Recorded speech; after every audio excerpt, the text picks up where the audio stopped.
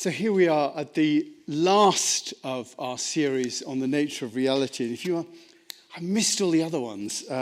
You can always, if you look at the chair in front of you, the blue card, you can fill that in if you're new to the chapel and just bung it in on the plate or give it to someone. That'll enable you to get details of what happens here. Go on our mailing list. And if you want to see how to get the podcasts and how to watch online, you can just take away the red card, and that means that when you get back to wherever you are, you can watch the things live, or you can watch the recordings on them.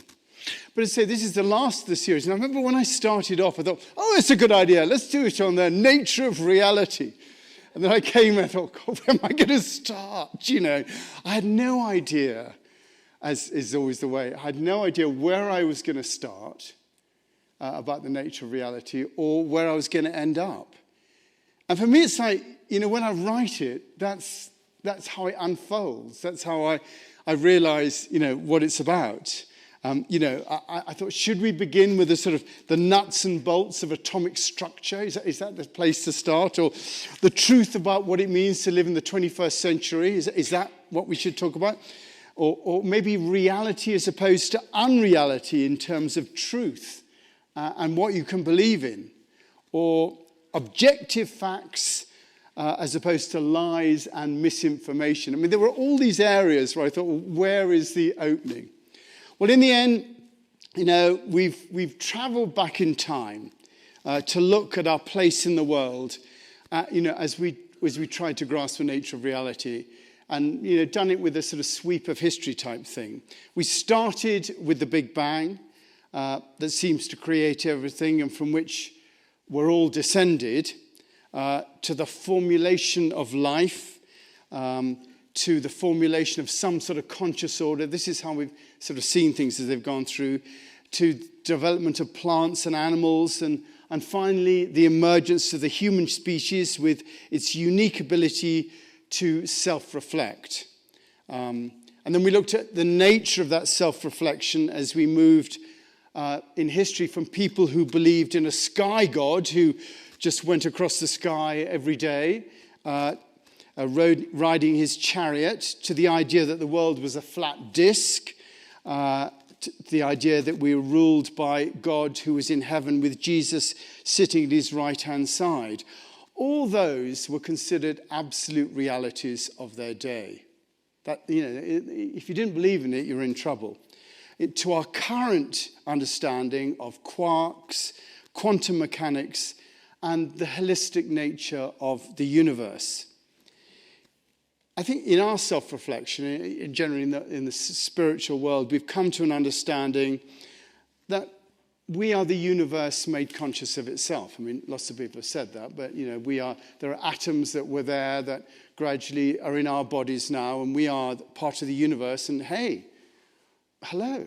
We're the universe saying hello to each other, that we're not separate from that universe, but we're an intimate part of it. This is sort of the direction we've gone on this journey. That our rational minds might tell us that we're separate from each other, but our body minds, our planetary minds, and our understanding of the universal mind all come together to tell us that there is an intimate interbeing between us, with all people and with all things. There's an interbeing that's going on. And that we all share the same consciousness. I'm not speaking from a different consciousness to Amy. Amy has the same consciousness looking at me through the Amy-ness of the universe. And each of us are looking through that same consciousness. And we also looked at times in peak experiences, we can experience the nature of that universal consciousness. People do have glimpses of it, of that fundamental ground of being. And we see from our deductions that there is fundamentally a giving and creative force at the center of the universe. This is our direction that we've been along. There's a giving and creative force at the center of the universe, something that we call love. And we can be a part of that force if we give ourselves to expressing our lives as that love. When you express your lives as that love, then you become part of it.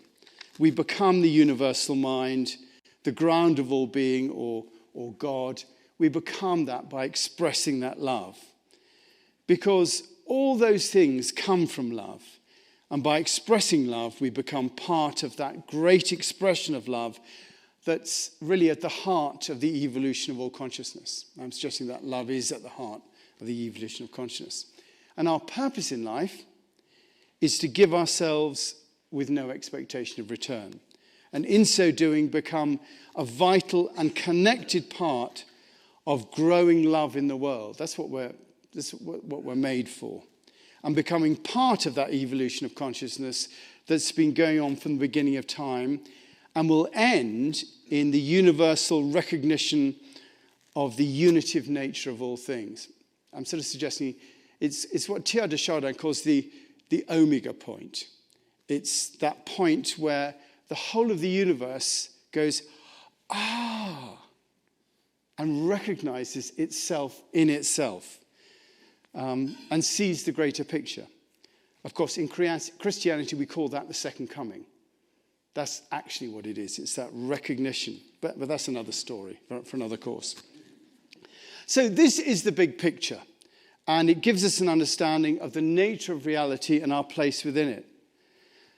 But the big question really is, how are we supposed to deal with that as we get up in the morning? I mean, you can have these great views. Yeah, it's all about this, it's all about that. The world's all, this. None of us are saintly enough to live our lives along the lines of that nature of reality that we've talked about. I mean, it's so difficult even just to get up in the morning, even just to get up and make the coffee and avoid everybody else in the house until you're ready to talk to everybody, But you've got the difficulty of it. Here's a great vision of what it's all about, but now I've got to get up in the morning and face, the family. The thing is, we can't just chuck it out either, because, if we actually sort of don't live our lives somehow out of this reality, then it just becomes another idealized, fabricated reality, another good idea about how the universe. We might as well go back to the sun god. It's much more attractive, the chariot going across the sky, because we don't want all this stuff that we've talked about as being reality, to just end up as a good idea that has no relevance to life. So at least, we could, might as well just go back to the idea of Jesus and God in a boardroom in heaven. It's an easier idea to be with. And then we can all, lots of people believe that. And so we could all get together with lots of people. But, again, that's another, idealized, fabricated reality. So the challenge for today is to look at how we live with this nature of reality that we've arrived at and not participate in it as some sort of fantasy. So I'm going to use Thich Nhat Hanh a bit today, that sort of Buddhist priest. And he said, in Buddhism, knowledge is regarded as an obstacle to understanding. I like that. Knowledge is regarded as an obstacle to understanding, like a block of ice that obstructs water from flowing. It is said that if we take one thing to be true and we cling to it, even if truth itself comes and knocks on our door, we won't open it. For things to reveal themselves, we need to be ready to abandon our views about them. That's what Thich Nhat Hanh says. In other words, we hold on to our ideas lightly and allow ourselves to truth to be revealed in the nature that unfolds in front of us. The Dalai Lama was once asked, what would you do if someone conclusively proved to you that reincarnation did not exist? And he said, I would change my views accordingly. And that's what we're being asked to do, really. We've been asked to flow with, what we find out. That doesn't mean to say that our view cannot inform the way that we respond to circumstances. Our perspective informs the way we respond. Knowing that we're not all separate, but are all of a one, informs how we behave. And we're shown what a loving response to what happens around us will heal the world around us. It's better to give a loving response than not to give a loving response. And we can feel that. Rowan Williams' definition of spirituality, which I've often used, is a good guide. He describes spirituality as the cultivation of a sensitive and rewarding relationship, the cultivation of a sensitive and rewarding relationship with eternal truth and love. So our life becomes a process. Our life becomes a process. We're not reaching for an end point, a resolution, or an answer in this. We're living in the process, and we're living in the questions. We're living in the relationship that we're cultivating with eternal truth and love. Thich Nhat Hanh says everything, the trees, the wind, the birds, the mountains, everything inside us and around us, everything wants to reflect itself in us. We don't have to go anywhere to obtain the truth. We only need to be still, and things will reveal themselves in the still water of our heart. We need to be still, and things will reveal themselves to us in the still water of our heart. And that's the first key that we have to look at experiencing the nature of reality that's around us and within us. We have to practice the reality. We can't think our way into it. Our minds are much too fickle. They don't, believe. We need to be still, and things reveal themselves in the still water of our hearts. People say, yes, I believe this, but, in the spirituality, they said, yes, I believe this, the world's wrong, but it doesn't seem to get me anywhere, believing it. It doesn't seem to get me anywhere. It's like a sailor in a boat. It's Andy here, the sailor in a boat. The wind's blowing, but he doesn't seem to be moving. What should he do? Put up the sails. Exactly right. There's the man. You put up the sails.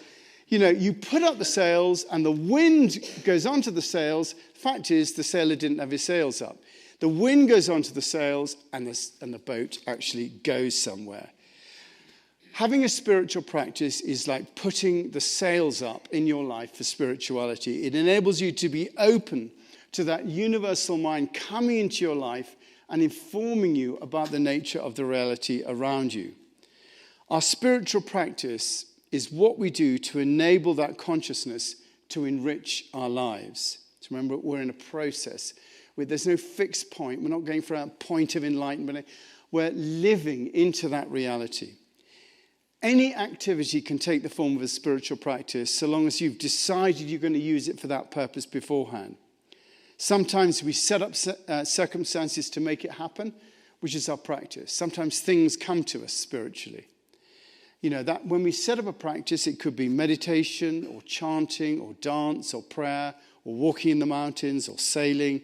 Anything we decide that we're going to use to be still in our hearts and to know, as it says in that psalm, to know that I am God and to know that I am, which is God. Thich Nhat Hanh goes further. He says, the practice of the Dharma, or spiritual practice, can't be individual anymore. It should be a collective practice. Teachers should practice with other teachers and other students. Psychotherapists should practice with their clients and other therapists. Filmmakers should make films that inspire awakening. Journalists should write articles that help people to wake up.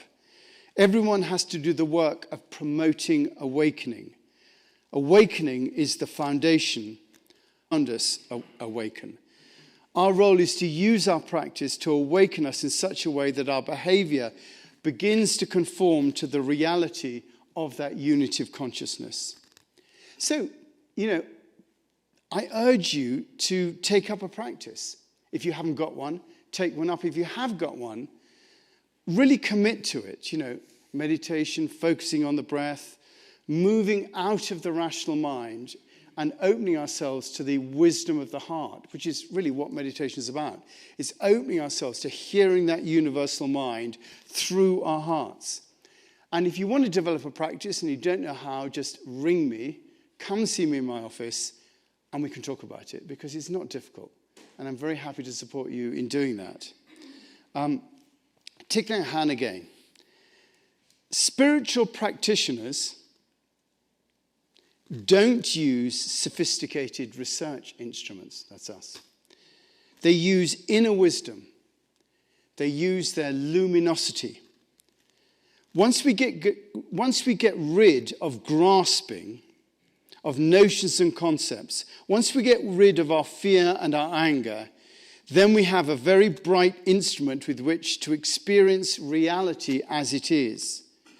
Reality free from all notions such as birth or death, being and non-being, coming and going, the same or different. The practice of mindfulness, concentration, and insight can purify your mind and make it into a powerful instrument with which to look deeply into the nature of reality. So I'm saying that, having got all these grand concepts that we've got, the way into it is to live into the nature of that reality, to live into it as a process. And I'm suggesting that a practice is a good way to live into it as a process. But the way we live our lives is about looking into it as a process and to look deeply into the nature of reality of our lives according to what we see. But when I look around, I see a world that doesn't organize itself around unity of consciousness. Instead, it feels itself to be separate and consequently is at war with itself, and it's at war with the planet. That separateness, you can see it in all these conflicts that are happening. And that's why we do what we do here at the chapel, which is why the chapel exists. It's not, just think, I said this at the garden party, but the chapel is not just some destination venue for people who want a nice backdrop to their marriages or for their baptism. Someone rang me up the other day, said it was a Thursday. I'd like to get baptized on Sunday. Would that be okay? I said, well, it does involve a bit of press. Oh, no, we're here. It's such a nice day. We'd like to get baptized here. I said, look, the whole thing of baptism, it's not just, a picture thing. It's, oh, well, okay. So we didn't actually do it in the end. But it's not just a backdrop to a beautiful location. It's about promoting these ideas of peace and unity and to gather other like-minded people to serve as examples to how to live our lives and to promote these values as well. And that's really why we're coming together. This is a spiritual practice. We're coming together to live into this reality, to explore being in this reality together, because there's agreement here for this reality. Each of us is living out this reality in our daily life, nourishing ourselves with our practice, but then also seeing that whatever happens in our lives, whatever comes along, whether it's the diagnosis or, whatever, it enables us to live our lives, to respond in a loving way. It gives us an opportunity to respond. And that's, again, part of the process. James Finley's great question, which you can ask in any circumstance. Given all the circumstances, what is the most loving response I can make in this situation? Given all the circumstances, what is the most loving response I can make in this situation? But if you're not practicing this reality, then the most loving response will not come to you because you'll be responding from your mind and not from your heart. Viktor Frankl, with his famous quote, he alludes to this. That quote, statement he made. He said, between stimulus and response, between stimulus, stuff happening, and response, our response, between stimulus and response, there is a space. In that space is our power to choose our response. And in our response lies our growth and our freedom.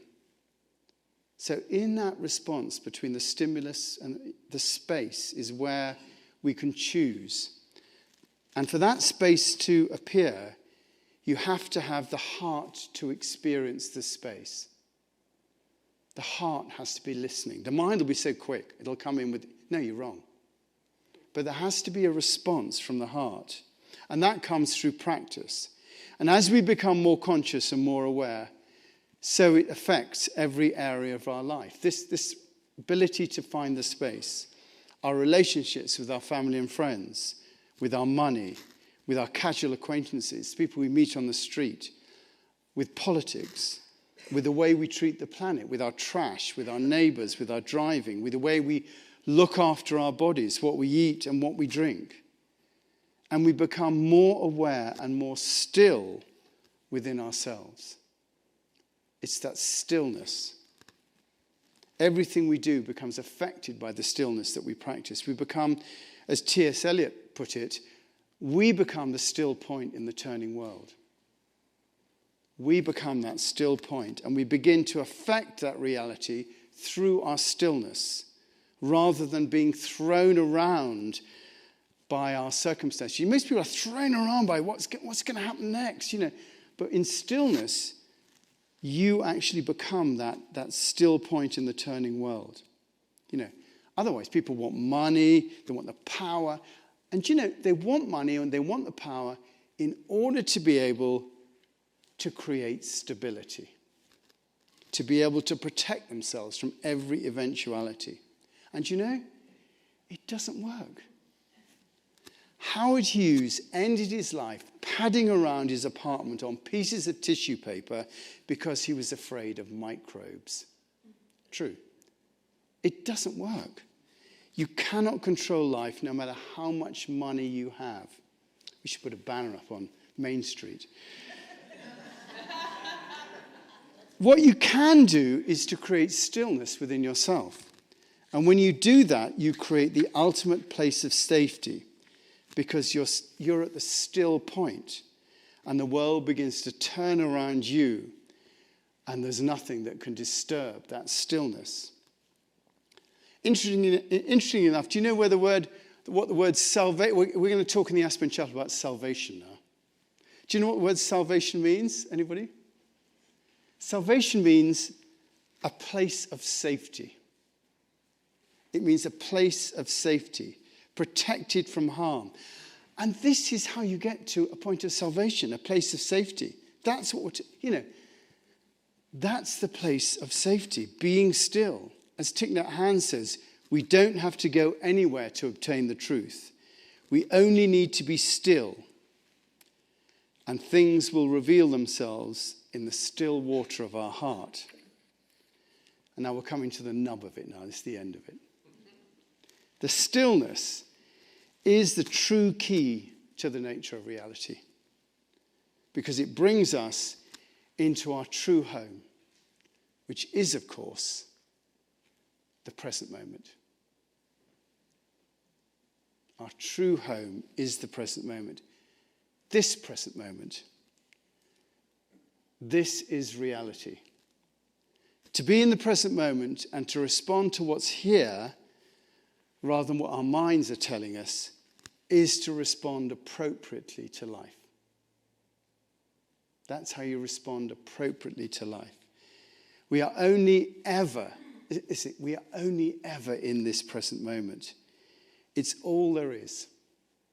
This is true reality. It's the still point. The present moment is the still point that everyone's looking for. But because they're not still, they cannot see it. They think it's somewhere else, that there is something else they have to look for, something else to find. There's not. This is what everyone's looking for. This is all there is. Everything else is a trick of the mind that we buy into. But when you go into your heart, then you become open to that present moment. To inhabit this present moment, to live in it with all the pain as well as the pleasure, to not look for an escape from that suffering, to not look for a way out, giving up to what is, that is to live in reality. To find our true home, we have to give up the attachment we have to our ideas about what our true home might be, and to live in the home that we've been given. That is to truly live in the present moment as your home. That's why Maestro Eckhart had his mantra as being, his description of meditation is wanting for nothing, willing nothing, and knowing nothing. That is to be in the present moment. Wanting for nothing, willing nothing, not trying to change anything, and knowing nothing, not putting my thoughts onto it. It's just being in the present moment. A couple of other little quotes that reinforce that. Zen Master Yakata was asked, "How are we liberated?" And he replied, "I do not seek the way, yet I am not confused. I do not venerate Buddhas, yet I am not conceited. I do not meditate for long periods of time, yet I am not lazy. I do not restrict myself to just one meal a day, yet I'm not attached to food. I do not know what is enough, yet I am not covetous. When the mind seeks nothing, this is called the way. When the mind seeks nothing, this is called the way." And that famous stanza from the Dhammapada, the sayings of the Buddha. "It is not good conduct that helps you on your way, nor ritual, nor book learning, nor withdrawal from the self, nor deep meditation. None of these confer mastery and joy. O seeker, rely on nothing until you want nothing." So we're getting that idea of just being completely present in the dogness of the moment, to hearing the dogness of the moment, to not rejecting the dogness. There's a story about dogs. I won't tell it now because it'll be too much. Last page. This brings you right into the present moment because you're acknowledging that you want for nothing. There is nothing for you to work out. Because most of our working out is about how to get more, or at least how to get the best out of a situation. The act of being present is, in fact, an act of cooperation with the universe. The act of being present is an act of cooperation with the universe. If we're looking at participating in the work of creation, then it is the present moment that we need to attend to. Right here, that's what it's about. They shot the dog now. Do you hear that? So I went outside. By performing the extremely complex action of being present to all creation, we develop a unity and a wholeness that is unique. This is the game of the spiritual life. Being present is the ultimate sacred right. It requires no guile, no cunning, no plan, no forethought. It just is. The present moment is our control room as we engage in the business of the evolution of consciousness. The present moment is our control room as we engage in the business of the evolution of consciousness. To try and do it anywhere else, apart from the present moment, will have no effect whatsoever. It has to be done in the present moment because here is where the divine is with us. That great I am meets the divine in creation. That same great I am and the I am in creation meets in the present moment. It is an act of will to stay in the present moment. And that act of will is the act of letting go. It is the non-practice that the Buddha talks about. It is the resisting the temptation to leave. It is letting go of our attachment to what might be. It's letting go of our attachment to what might be and embracing what is. Thich Nhat Hanh says our meditation should be effortless as a pebble lying on the ground. And our living our life in the present moment should be the same. To be in our true home is effortless. The effort's all about resisting it and trying to be somewhere else. But in reality, what we're resisting is the universe. And that's altogether too much for anyone to resist and to stay at peace with themselves. Thank you.